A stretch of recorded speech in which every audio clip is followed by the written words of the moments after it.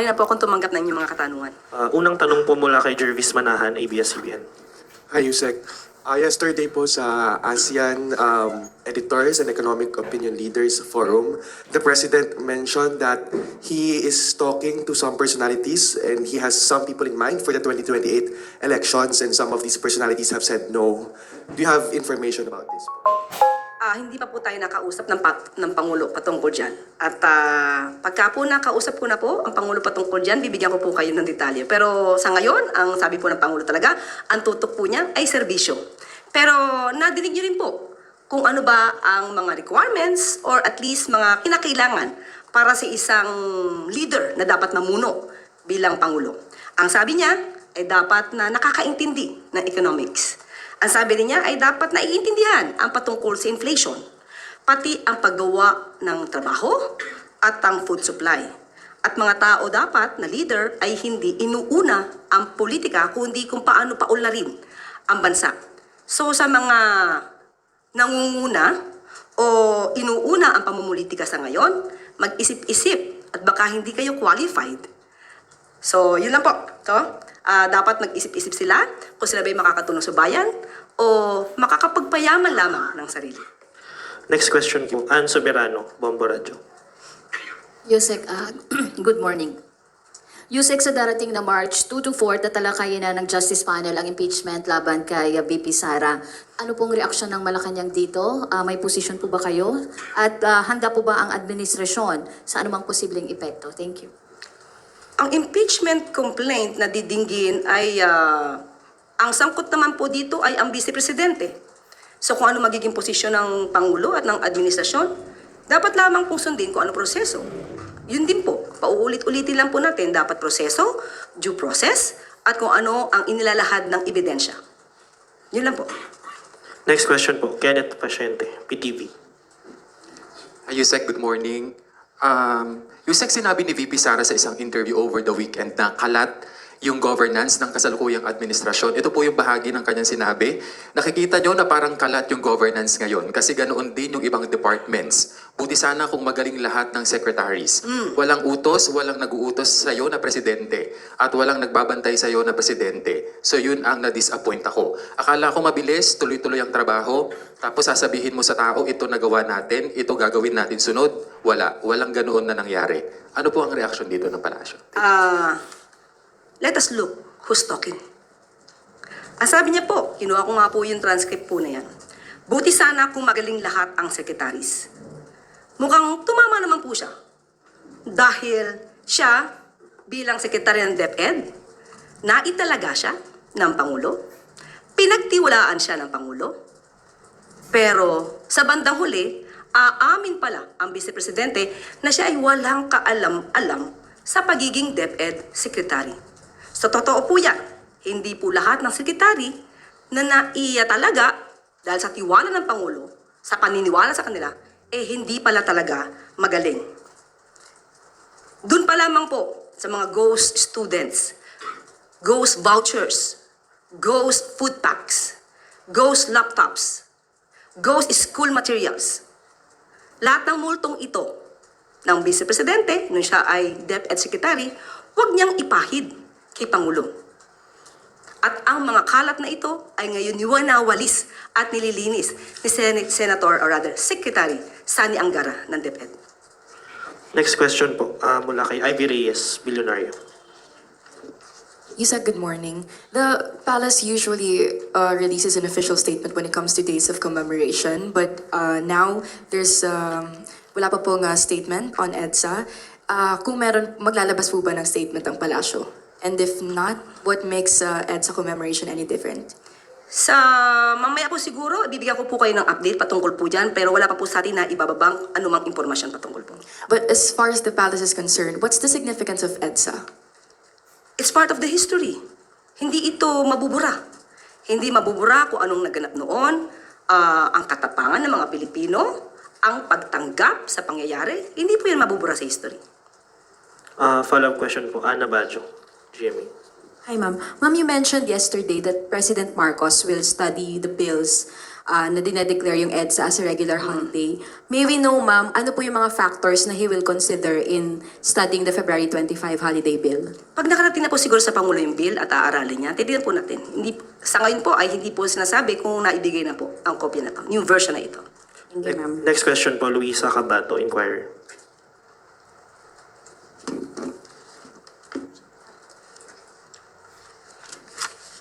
Good morning po, Yusek.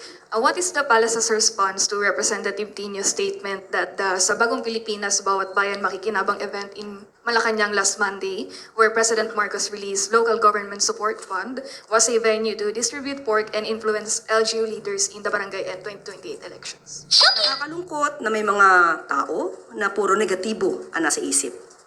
Kailangan po ng pagtutulungan ng national government at ng mga local government units para mas mabilis na maihatid ang serbisyo sa mga nasasakupan. Paano po ito magagawa? Kailangan ng pagtutulungan, kailangan ng pondo. Hindi naman po ibig sabihin na bibigyan ng pondo ang ang local government units ay ikukonsidera na ito na pork barrel. Kinakailangan po ng taong bayan ang tulong ng national at ng local governments. Puro paninira, pang-iintriga. Hindi po yan kailangan ng bayan ngayon. Suhestyon at hindi panunumbat ang sagot para maibsan ang problemang naranasan ng iba nating mga kababayan. Next question po, Sam Medinilla, Business Mirror.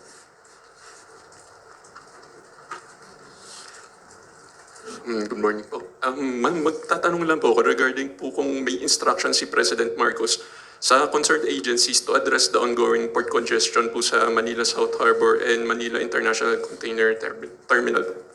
Yes, opo, kung ano man po ang nagiging problema dito, port congestion, yan po ay pinapatutukan ng Pangulo. At dahil po dyan, nakausap po mismo natin ang pamunuan ng Bureau of Customs. At ang sabi po nila sa atin ay usually nagkakaroon ng port congestion kapag weekends. Pero pag weekdays ay nagiging maayos naman. Nagiging normal po ang flow. At ang ulat po nila sa atin ngayon, at aking pong babasahin, ang yard utilization levels sa Pilipinas ay nananatiling mababa sa 90% as of February 19 na nireport po ng Bureau of Customs. Sa Port of Manila, nasa 79.80%. Manila International Container Port, nasa 84.45%.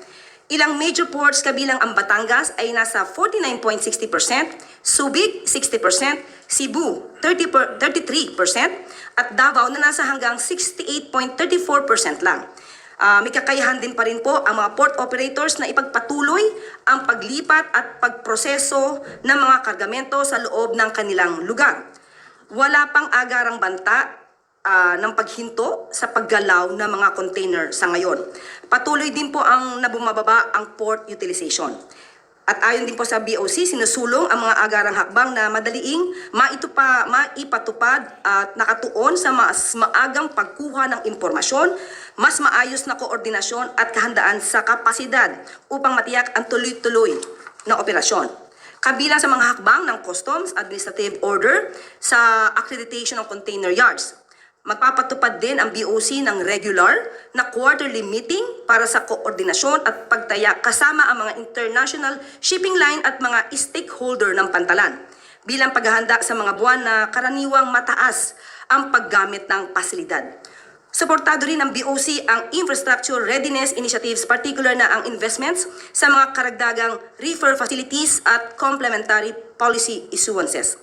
So nananatiling aktibo ang crisis management protocols ng BOC kung sakaling umabot sa critical level ang utilization rate. So yan po ang agaran nilang pagtugon sa sinasabing issue tungkol sa port congestion. Bale ma'am, na-aware po si President regarding dun sa issue dito sa port congestion and satisfied po ba siya dun sa naging action ng BOC regarding that issue? Updated po ang Pangulo at dapat po lamang tugunan agad kung ano man ang nagkakaroon ng problema, mabilis ng pagtugon ng mga nasasabing ahensya. Tapos last na lang for my part ma'am, regarding lang rin po dun sa LGSF, nag-a-apply po ba yung Section 19 ng GAA, 2026 GAA dun sa distribution ng tulong para sa LGU dun sa nangyari po dun sa event na yun? nag-apply po ba yung Section 19? Tignan ko po muna po yung pinaka-detalye po at ibibigay ko po sa inyong tugon maya-maya lamang po para po tugma ang aking kasagutan sa inyong katanungan. Thank you po. Huling magtatanong po, Rafi Ayeng, Daily Tribune.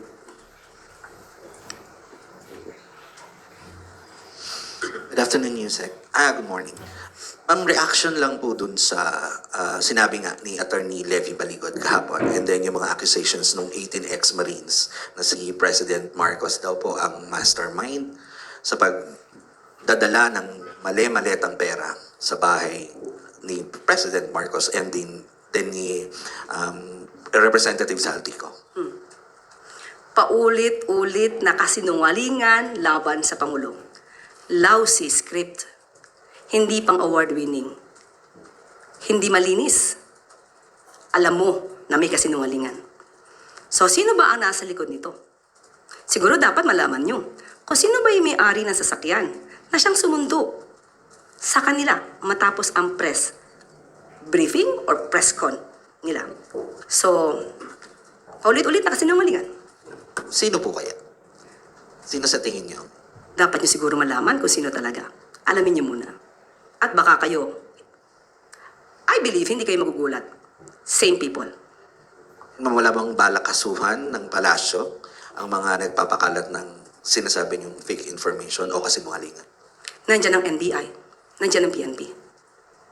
Dapat malaman nila to. Obligasyon nila na kasuhan ang mga nagpapakalat ng fake news. Dapat pa ba silang utusan? Hindi po. Obligasyon ng NBI, PNP, DOJ. Si Mike Defensor po, ano po ang, wala po ba kayong balakasuhan? Or siya po ba ang may-ari? Yan ba ang hula mo? Okay.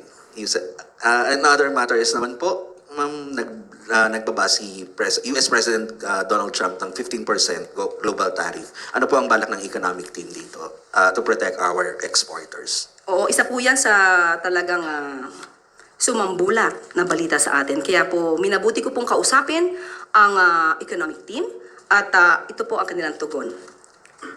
We will continue to engage with the US, given that US remains a major trading partner. In the meantime, we will evaluate and monitor recent developments. Our goal is to ensure that our trade and investment relations with the US remains stable and predictable. Yan po ang tugon ng economic team.